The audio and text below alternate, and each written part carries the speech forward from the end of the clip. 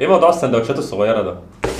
النهارده هنجرب شاورما المصري. ده بوكس اسمه ميكس بوكس، يعني البوكس ده 150 جنيه. 4 سندوتشات، علبه مخلل وعلبه طحينه وعلبه توميه، وفي شويه بطاطس حجمهم حلو. بيجي مع البوكس ده كولا. شاورما الفراخ الاحجام ممكن تكون صغيره شويه، يعني قد كده. هي قطعه خيار مخلل حواليها شاورما فراخ. هي بس المشكله ان السندوتش حرفيا قطمتين. شاورما اللحمه، بس ان اللحمه لفه كتير على السيخ. ده السجق تقريبا، هي لحمة عليها بهارات سجق. الكباب إيراني، هو صباع كفتة كده بس بيبقى مبطط شوية. حلو والله، مش وحش. حلو الكباب ده. لو هطلب البوكس ده تاني ممكن أطلب 4 شاورما فراخ. تاني وجبة بقى أو وجبات، وجبة اسمها ميكس جريل. 400 جرام رز، سيخ كفتة، سيخ سجق، وسيخ شيش. ممكن معجن أكتر، هشة قوي قوي.